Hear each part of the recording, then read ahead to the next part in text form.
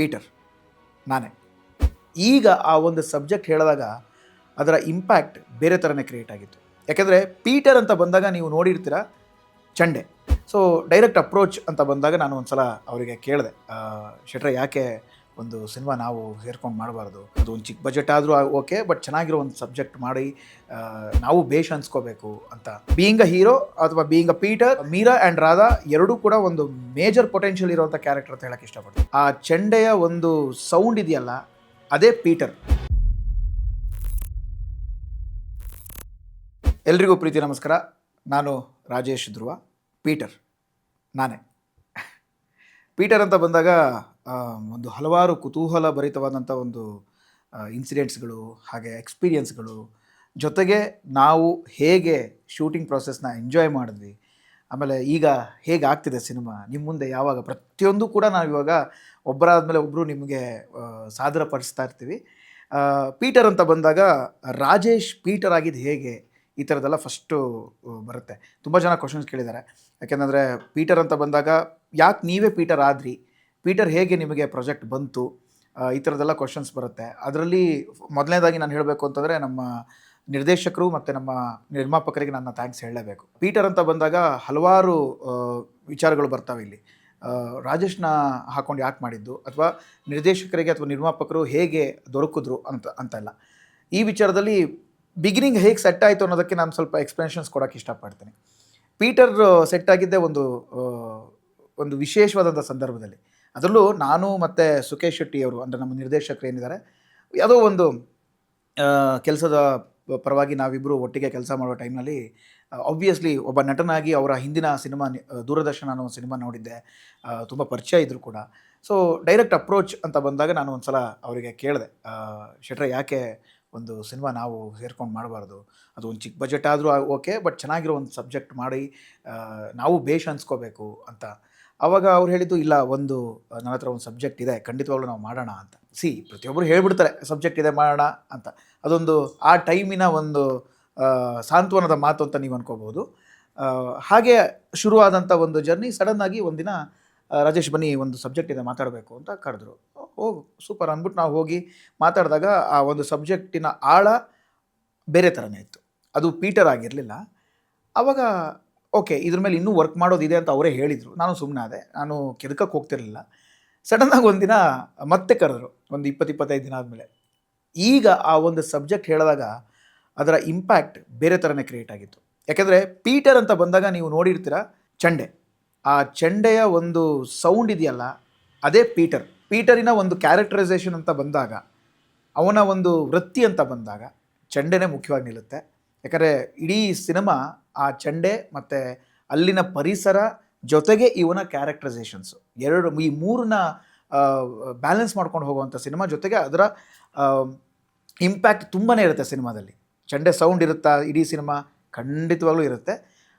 ಹಾಗೆ ಚಂಡೆ ಅಂತ ಬಂದಾಗ ಪೀಟರ್, ಈ ಪೀಟರ್ಗೂ ಚಂಡೆಗೂ ಏನು ಸಂಬಂಧ ಅಂತ ತುಂಬ ಜನ ಕನ್ಫ್ಯೂಷನ್ ಆಗುತ್ತೆ. ಯಾಕೆಂತಂದರೆ ಅವನ ಒಂದು ಹೆಸರಿಗೂ ಅಥವಾ ಅವನ ಒಂದು ಇದಕ್ಕೆ ಏನಂತಾರೆ ಕೆಲಸಕ್ಕೂ ಸಂಬಂಧನೇ ಇಲ್ವಲ್ಲ ಅಂತ ಬಂದಾಗ, ಪೀಟರ್ ಅವನ ಒಂದು ಕೆಲಸದ ಅಂದರೆ ವೃತ್ತಿನ ಅಂತ ಅವನು ಚಂಡೆ ತೊಗೊಂಡ್ರು ದುಡ್ಡಿಗೋಸ್ಕರ ಅವನು ಅಷ್ಟು ಹಪಾಹಪಿ ಮಾಡ್ತಿರಲ್ಲ. ಯಾಕೆಂದರೆ ಅವನಿಗೆ ಆ ಕ್ಯಾರೆಕ್ಟ್ರಲ್ಲಿ ಚಂಡೆ ಅನ್ನೋದು ಅವನ ವೃತ್ತಿ ಜೊತೆಗೆ ಅವನ ಧರ್ಮ ಕೂಡ ಹೌದು. ಅಂದರೆ ದುಡ್ಡಿಗೋಸ್ಕರನೇ ಮಾಡುವಂಥ ಒಂದು ಕೆಲಸ ಅಲ್ಲ. ಬರೀ ಅವನ ದುಡ್ಡಿಗೋಸ್ಕರನೇ ಅವನು ವೃತ್ತಿನ ಕಂಡುಕೊಂಡು ಚಂಡೆನ ಬಾರಿಸ್ತಾ ಇರಲ್ಲ. ಅವನು ಒಂದು ಸ್ವಾಮಿ ಕಾರ್ಯನೂ ಕೂಡ ಮಾಡ್ತಿರ್ತಾನೆ ಅನ್ನೋದು ಕೂಡ ಈ ಒಂದು ಕ್ಯಾರೆಕ್ಟರ್ ಹೋಗುತ್ತೆ. ಜೊತೆಗೆ ಅವನ ತಂಡ, ಪೀಟರ್ ಜೊತೆಗೆ ಅವನ ತಂಡ. ನೀವು ಜೋಶು ಜವಾನಿ ಸಾಂಗಲ್ಲಿ ನೋಡಿರ್ಬೋದು ಅವನ ತಂಡ ಹೇಗಿರುತ್ತೆ, ಅವನ ತಂಡಗಳು ಹೇಗೆ ಅವನ ಜೊತೆ ಕೆಲಸ ಮಾಡ್ತಿರ್ತಾರೆ, ಆ ಒಂದು ಚಂಡೆಯ ಮೇಲಿನ ಒಂದು ಆಸಕ್ತಿ ಎಷ್ಟಿರುತ್ತೆ ಅಂತೆಲ್ಲ ನಾವು ನೋಡ್ಕೊಂಡ್ಬಂದಿದ್ದೀವಿ.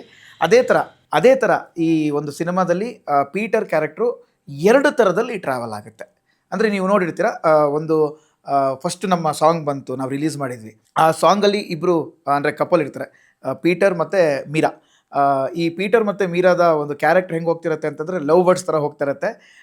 ಆ ಟೈಮಲ್ಲಿ ಒಂದು ಲುಕ್ ಪೀಟರ್ದು ಹೇಗಿರುತ್ತೆ, ಒಂದು ಶಾರ್ಟ್ ಲುಕ್ ಆಗಿರ್ಬೋದು, short hair trim look.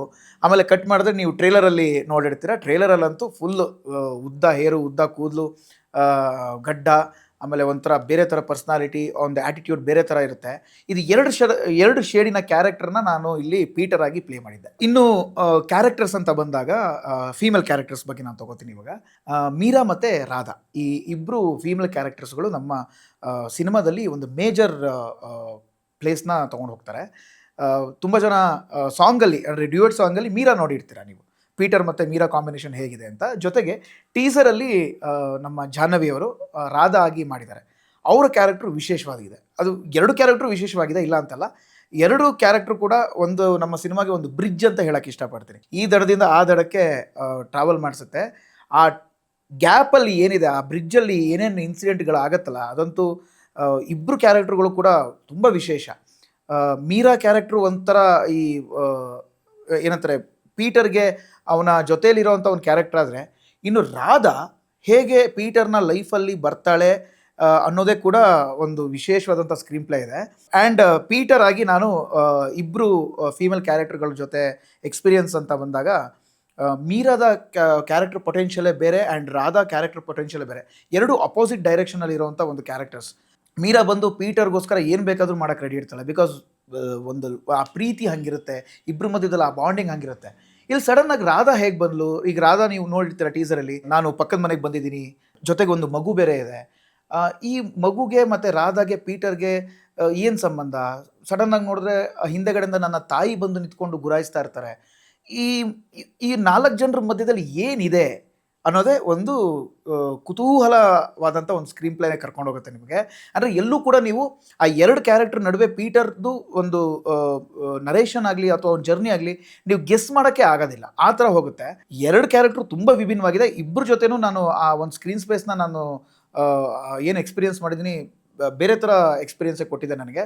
Being a hero ಅಥವಾ being a Peter, Meera and Radha ಎರಡೂ ಕೂಡ ಒಂದು ಮೇಜರ್ ಪೊಟೆನ್ಷಿಯಲ್ ಇರುವಂಥ ಕ್ಯಾರೆಕ್ಟರ್ ಅಂತ ಹೇಳಕ್ಕೆ ಇಷ್ಟಪಡ್ತೀನಿ. ಆ್ಯಂಡ್ ಸಾಂಗ್ ಅಂತ ಬಂದಾಗ ಅದರಲ್ಲಿ ಎಲ್ಲ ಮಾಂಟೇಜಸ್ಸೇ ನಾವು ಶೂಟ್ ಮಾಡಿರೋದು. ಲಿಪ್ಸಿಂಕ್ ಇರೋವಂಥ ಸಾಂಗ್ಗಳು ಯಾವುದೂ ಇಲ್ಲ ನಮ್ಮ ಸಿನಿಮಾದಲ್ಲಿ. ಅದರಲ್ಲಿ ಫಸ್ಟು ಸುಂದರಿ ಸಾಂಗ್ನ ನಾವು ರಿಲೀಸ್ ಮಾಡಿದ್ವಿ ಒಂದು ಪ್ರೆಸ್ ಮೀಟ್ ಮಾಡಿ. ಅಲ್ಲಿ ಆ್ಯಕ್ಚುಲಿ ಕಂಪ್ಲೀಟ್ ಮಾಂಟೇಜಸ್ ಅಂದರೆ ಸ್ಕ್ರೀನ್ ಪ್ಲೇ ಜೊತೆಗೆ ಹೋಗುವಂಥ ಒಂದು ಸಿಚುವೇಶನ್ಸು. ಎಲ್ಲೂ ಕೂಡ ನಾವು ಬೋರಿಂಗ್ ಎಲಿಮೆಂಟ್ ಅಂತ ಒಂದು ಸುಮ್ಮನೆ ಸಾಂಗ್ನ ಬೇಕು ಅಂತ ತುರ್ಕಿ ಜನಗಳಿಗೆ ಬೋರ್ ಆಗೋ ಥರ ಮಾಡಿ ಸ್ಕ್ರೀನ್ ಪ್ಲೇನ ಎಲ್ಲೋ ಕಟ್ ಮಾಡಿ ಡಿವಿಯೇಟ್ ಮಾಡಿ ಆ ಥರ ಎಲ್ಲೂ ಕೂಡ ನಮ್ಮ ಪೀಟರಲ್ಲಿ ನೀವು ಕಾಣೋಕ್ಕೆ ಸಿಗೋದೇ ಇಲ್ಲ. ಯಾಕೆಂದರೆ ಪ್ರತಿಯೊಂದು ಸಾಂಗು ಕೂಡ ಮಾಂಟೇಜಸ್ಸಲ್ಲಿ ಸ್ಟೋರಿ ಹೇಳ್ಕೊಂಡು ಹೋಗುತ್ತೆ. ಸುಂದರಿ ಆದಮೇಲೆ ನಾವು ಬಿಟ್ಟಂಥದ್ದು ತಾಯಿ ಸಾಂಗು ಕೂಡ ನಿಮ್ಗೆ ಹಾಗೆ ಫೀಲ್ ಆಗುತ್ತೆ. ಆ್ಯಂಡ್ ಇವನ್ ಜೋಶು ಜವಾನಿ, ಈ 3 ಸಾಂಗಲ್ಲಿ ಕಂಪ್ಲೀಟಾಗಿ ನೀವು ನೋಡ್ಬೋದು ಮಾಂಟೇಜಸ್ ಹೋಗುತ್ತೆ. ಅಲ್ಲಿ ಪೀಟರಿನ ಒಂದು ಕ್ಯಾರೆಕ್ಟರ್ ಆಗಿರ್ಬೋದು, ಅವ್ರ ಜೊತೆ ಇದ್ದಂಥ ಶಂಭು ಆಗಿರ್ಬೋದು, ರಾಧಾ ಆಗಿರ್ಬೋದು, ಆ್ಯಂಡ್ ಮೀರಾ ಆಗಿರ್ಬೋದು, ಅಂದರೆ ಚಂಡೆ ಟೀಮ್ ಆಗಿರ್ಬೋದು, ಕಂಪ್ಲೀಟಾಗಿ ಒಂದು ಜರ್ನಿ ಹೋಗುತ್ತೆ. ಮಾಂಟೇಜಸಲ್ಲಿ ಈ ಒಂದು ಫಸ್ಟ್ ಅಂತ ಬಂದಾಗ ಸುಂದರಿ ಸಾಂಗಲ್ಲಿ ನನ್ನ ಮತ್ತು ಮೀರಾ ರವಿಕ್ಷಾ ಏನಿದ್ದಾರೆ ಅವರ ಒಂದು ಕ್ಯಾರೆಕ್ಟ್ರಲ್ಲಿ ಇಬ್ಬರ ನಡುವಿನ ಪ್ರೀತಿ ಹೇಗೆ ಬಿಲ್ಡ್ ಆಗ್ತಾ ಹೋಗುತ್ತೆ ಅಂತ ತೊಗೊಂಡು ಹೋಗ್ತೀವಿ. ಅಂದರೆ ನೀವು ಆ ಸಾಂಗಲ್ಲಿ ಎಂಡಲ್ಲಿ ನೋಡ್ಬೋದು ಪೀಟರ್ ಅನ್ನೋದು ಕ್ಯಾರೆಕ್ಟ್ರು ಮೀರಾ ಜೊತೆಗೆ ಒಂದು ಇಂಟೆನ್ಸ್ ಆಗಿ ಪ್ಲೇ ಮಾಡ್ತಾ ಹೋಗುತ್ತೆ. ಅಂದರೆ ಅವನ ಒಂದು ಉದ್ದೇಶ ಏನು ಅನ್ನೋದನ್ನು ಎಕ್ಸಾಕ್ಟಾಗಿ ನೀವು ನೋಡೋಕ್ಕಾಗೋದಿಲ್ಲ, ಬಟ್ ಸಿನಿಮಾದಲ್ಲಿ ನೋಡ್ಬೋದು. ಬಟ್ ಅದರ ಇಂಪ್ಯಾಕ್ಟ್ ಏನಿದೆ ಸಿನಿಮಾದಲ್ಲಿ ಇನ್ನೂ ಅದ್ಭುತವಾಗಿ ಬಂದಿರುತ್ತೆ. ಮಾಂಟೇಜಸಲ್ಲಿ ಮಾಡಬೇಕಾದ್ರೆ ನಮ್ಮ ಸುಖೇಶ್ ಶೆಟ್ಟಿ ಅವರೇ ಕೊರಿಯೋಗ್ರಫಿ ಮಾಡಿರೋದು. ಆಲ್ಮೋಸ್ಟ್ ಎಲ್ಲ ಸಾಂಗ್ಗಳನ್ನು ಅವರೇ ಕೊರಿಯೋಗ್ರಫಿ ಮಾಡಿರೋದು. ಫಸ್ಟ್ ನಾವು ಈ ಲವ್ ಸಾಂಗ್ ಅಂತ ಬಂದಾಗ ಹೆಂಗಪ್ಪ ಮಾಂಟೇಜಸ್ಸಲ್ಲಿ ಶೂಟ್ ಮಾಡ್ಬೇಕಾದ್ರೆ ಕೆಲವೊಂದು ಸಲ ನಮಗೆ ಈಗ ಪರಿಚಯನೇ ಇರಲ್ಲ. ಯೂಶ್ವಲಾಗಿ ಈ ಸೆಟ್ಟಿಗೆ ಬಂದಾಗಲೇ ನಾವು ಪರಿಚಯ ಆಗಿರ್ತೀವಿ. ಕೆಲವೊಂದು ಲವ್ ಸೀನ್ ಮಾಡ್ಬೇಕಾದ್ರೆ ಎಲ್ಲೋ ಒಂದು ಮುಜುಗರ ಇದ್ದೇ ಇರುತ್ತೆ. ಅದನ್ನೆಲ್ಲ ಎಲ್ಲೂ ಕಾಣಿಸ್ಕೊಳಕ್ಕಾಗಲ್ಲ, ಕ್ಯಾಮ್ರಾದಲ್ಲಿ ಇಮ್ಮಿಡಿಯೇಟಾಗಿ ಕ್ಯಾಪ್ಚರ್ ಆಗುತ್ತೆ ಅದು. ಎಲ್ಲೂ ಕೂಡ ನಮಗೆ ಆ ಒಂದು ನಾಚಿಕೆ ಮತ್ತೊಂದು ಇನ್ನೊಂದು ಏನೂ ತೋರ್ಸೋಕ್ಕಾಗೋದಿಲ್ಲ. ಎಲ್ಲ ಗಟ್ಟಿಯಾಗಿ ಅದುಮಿಟ್ಕೊಂಡು ನಾವು ಮಾಡಬೇಕಾಗತ್ತೆ. ಬಟ್ ಸ್ಕ್ರೀನ್ ಪ್ಲೇ ಅಂತ ಬಂದಾಗ ಅಥವಾ ಕ್ಯಾರೆಕ್ಟರ್ ಅಂತ ಬಂದಾಗ ನಾವು ಇಮಿಡಿಯೇಟ್ ಆ್ಯಕ್ಷನ್ ಅಂದ ತಕ್ಷಣ ನಾವು ಒಳಗಡೆ ಪೀಟರಾಗಿ ಕನ್ವರ್ಟ್ ಆಗಬೇಕು, ಅವ್ರು ಮೀರಾಗಿ ಕನ್ವರ್ಟ್ ಆಗಲೇಬೇಕಾಗತ್ತೆ. ಈ ದಿಸೆಯಲ್ಲಿ ಸಾಂಗ್ ಅಂತ ಬಂದಾಗ ಇಂಪ್ಯಾಕ್ಟಿವ್ ಆಗಿ ಬಂದಿದ್ದೇ ನಮ್ಮಿಬ್ಬರ ಒಂದು ಕಾಂಬಿನೇಷನ್. ಇಬ್ಬರ ಇಂಟೆನ್ಸ್ ಸೀನ್ಸ್ಗಳಾಗಿರ್ಬೋದು ಅಥವಾ ಎಮೋಷನ್ ಸೀನ್ಸ್ಗಳಾಗಿರ್ಬೋದು ಅಥವಾ ಲವ್ ಸೀನ್ಸ್ಗಳಾಗಿರ್ಬೋದು 100% ಜನಕ್ಕೆ ಒಂದು ಬೇರೆ ಥರದ ಒಂದು ಇಂಪ್ಯಾಕ್ಟ್ ಕ್ರಿಯೇಟ್ ಮಾಡುತ್ತೆ. ಬಿಕಾಸ್ ಇದು ನ್ಯಾಚುರಲ್ ಆಗಿ ನಡೆಯುವಂಥದ್ದು. ಸೊ ಹಾಗಾಗಿ ಎಲ್ಲೋ ನನ್ನ ಫ್ರೆಂಡ್ಸ್ ಇದೇ ಥರ ಇದ್ದ ಅಥವಾ ನಾನೇ ಈ ಥರ ಇದ್ದೆ ಅಂತ ತುಂಬ ಜನಕ್ಕೆ ಅದು ಕಾಣಿಸ್ಬೋದು. ಹಾಗೆ ತಾಯಿ ಸಾಂಗ್ ಅಂತ ಬಂದಾಗಲೂ ಕೂಡ ತಾಯಿ ಸಾಂಗ್ ಬಗ್ಗೆ ನಾನು ಜಾಸ್ತಿ ಹೇಳೋಕ್ಕೆ ಹೋಗಲ್ಲ. ಯಾಕಂತಂದರೆ ಸ್ಕ್ರೀನ್ ಪ್ಲೇಲಿ ನೋಡಿದಾಗಲೇ ಅದರ ಇಂಟೆನ್ಸ್ ಗೊತ್ತಾಗುತ್ತೆ. ಯಾಕೆ ನನ್ನ ತಾಯಿ ಆ ಥರ ಒಂಥರ ಬೇಜಾರಲ್ಲಿರ್ತಾರೆ. ಅಲ್ಲಿ ಏನಾಗಿದೆ ಅನ್ನೋ ಸಿಚುವೇಶನ್ಸ್ನ ನೀವು ಸಿನಿಮಾದಲ್ಲಿ ನೋಡಬೇಕು. ಇನ್ನು ಜೋಶು ಜವಾನಿ ಅಂತ ಬಂದಾಗ ಸಿನಿಮಾದ ನಮ್ಮ ಡೈರೆಕ್ಟರ್ ಹೇಳ್ತಾರೆ ನಮ್ಮ ಅಜಯ್ ಅವರಿಗೆ, ಸಿಂಗರ್ಗೆ, this is the first song of the cinema ಅಂತ.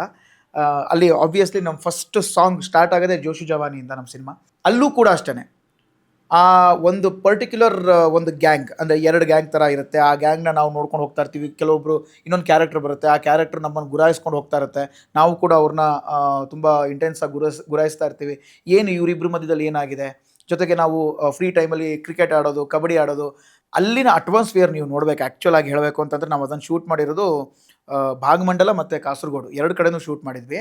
ಆ 2 ಕಡೆನೂ ನಾವು ಮಳೆ, ಚಳಿ, ಬಿಸಿಲು, ಈ 3 ಮೂಡ್ಗಳನ್ನು ಎಲ್ಲ ಸಾಂಗ್ಗಳನ್ನು ನೋಡಿದ್ದೀವಿ ನಾವು. ಸ್ಪೆಷಲಿ ಡ್ಯಾನ್ಸ್ ನಂಬರ್ ಅಂತ ಬಂದಾಗ ಆಬ್ವಿಯಸ್ಲಿ ಸುಕೇಶ್ ಅವರೇ ಆ ಒಂದು ಹುಕ್ ಸ್ಟೆಪ್ ಆಗಲಿ ಪ್ರತಿಯೊಂದನ್ನು ಅವರೇ ಕೊರಿಯೋಗ್ರಫಿ ಮಾಡಿದರು. ನನಗೆ ಸುಕೇಶ್ ಶೆಟ್ಟಿ ಅವ್ರ ಹತ್ರ ಇಷ್ಟೊಂದು ಟ್ಯಾಲೆಂಟ್ ಇದೆ ಅಂತ ನಾನು ನೋಡಿರಲಿಲ್ಲ. ಇವನ್ ಕೊರಿಯೋಗ್ರಫಿ ಕೂಡ ಮಾಡ್ತಾರೆ ಅನ್ನೋದು ನನಗೆ ಗೊತ್ತಿರಲಿಲ್ಲ.